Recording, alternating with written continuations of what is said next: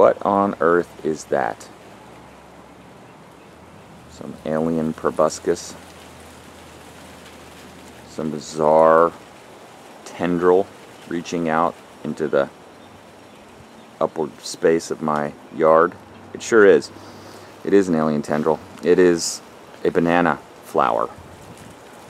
Banana flowers are essentially one of the most bizarre things that I could possibly look at, I would say, in my yard. Banana flowers drop these gigantic banana flower petals, and here's one that recently fell. And banana flowers, bananas in general, have this weird quality where water beads up on them, which I think is just totally bizarre. And they're very rubbery, like the texture of this flower.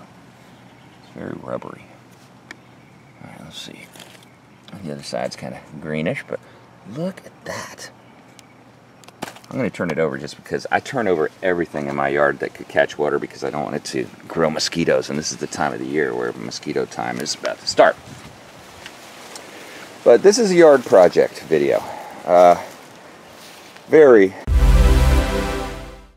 architectural effect here. You know, you really, sometimes you set the bar low on purpose.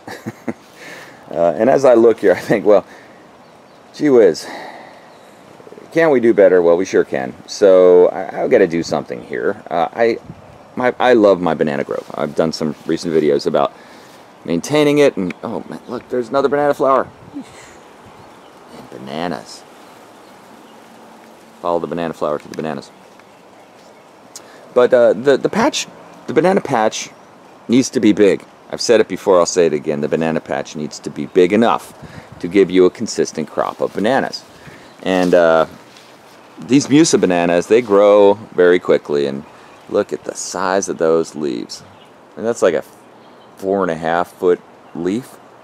Super cool. But the thing is, they take up a lot of space if they're the big kind like this. I mean, these get easily 15 plus feet tall. And it takes a while for the bananas to come in. So you really want to have enough that rather than be waiting for... Oh, something just bit my foot. Sorry. Ouch. You really want to be waiting long enough... not waiting forever for the banana fruit to come. That doesn't seem like a lot of fun to me. Just because... you know, first of all, they don't really do that well when they're just in seclusion, standing all alone. They tend to get wind whipped very easily and so on. But I like a consistent flow of bananas in my life, and I'm sure you feel the same way. So if you look at the progression, we've got banana trees that are in the process of this one, in the process of getting bigger and then nearing the point where they are going to produce bananas. We've got banana trees that have gigantic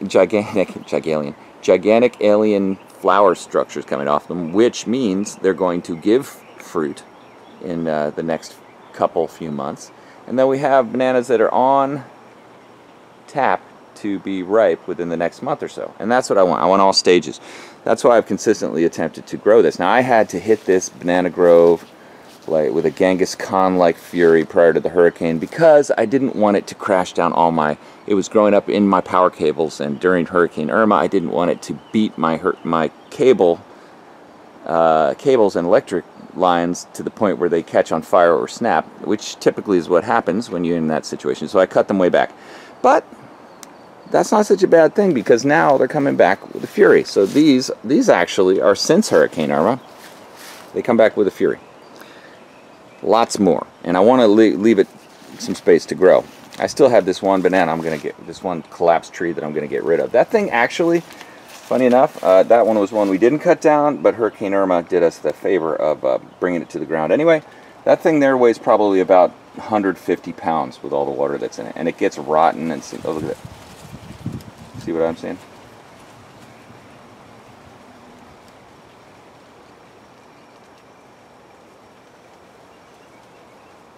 Nice.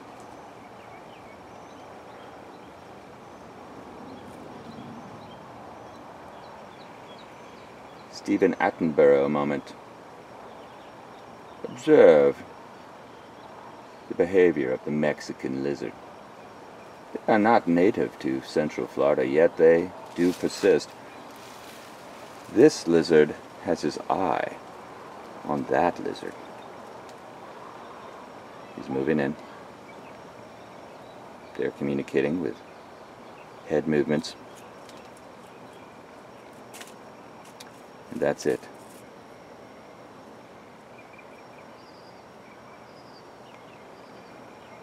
One thing we have a lot of are lizards. And I don't know much about lizards. I basically usually just pretend to know something about lizards, but if I know one thing, nobody really wants to know what I know about lizards, for fear that they may die of boredom, either immediately or, you know, suffer the lingering effects of the boredom of me talking about lizards, and then, you know, pass away later. Ooh, mulberry time.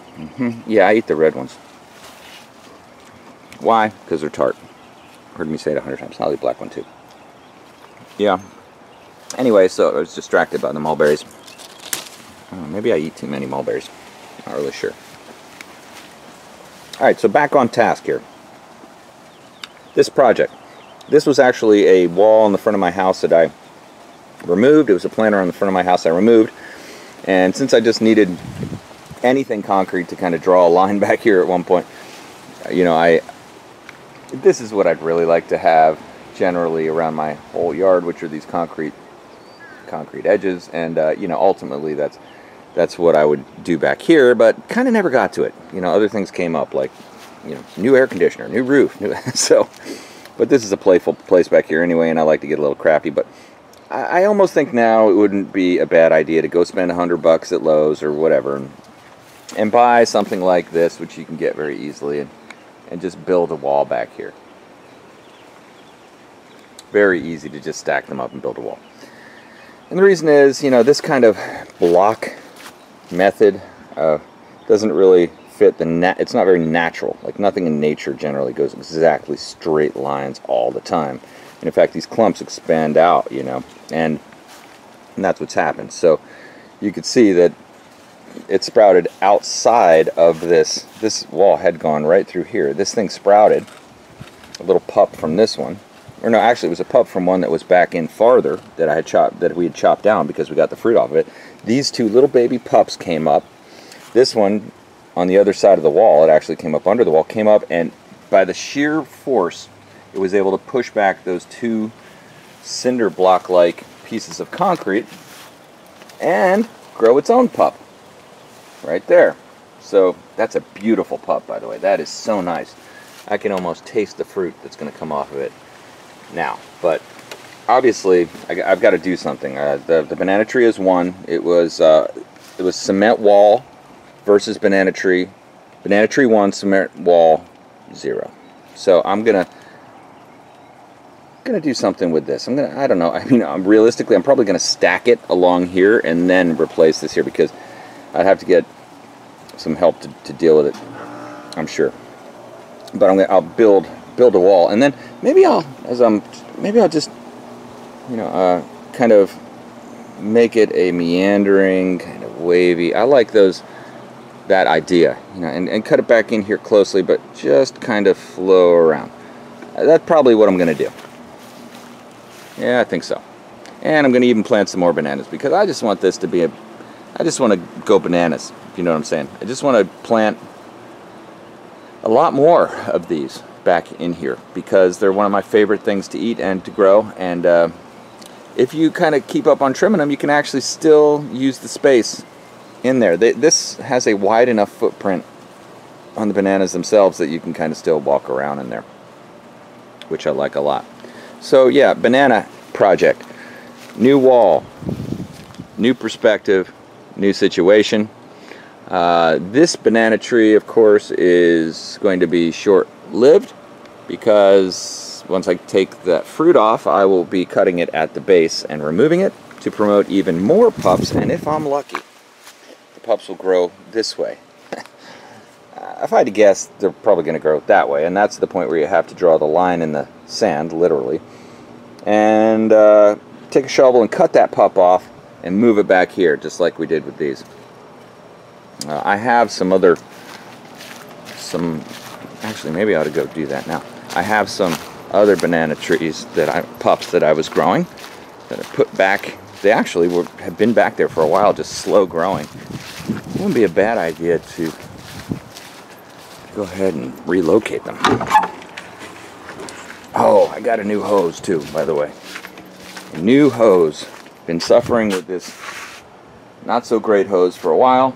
I have a kind of little shower that we use to wash off after the beach that I need to adjust so that it actually sprays over the place that we stand.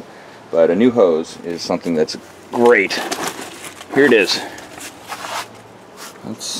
They're healthy, but they're not going to get any better than that. I'm going to take them back. Put them in their new home. Yeah, let's see. Alright. Where, oh where should the bananas go? I know where I want them to be. Yeah.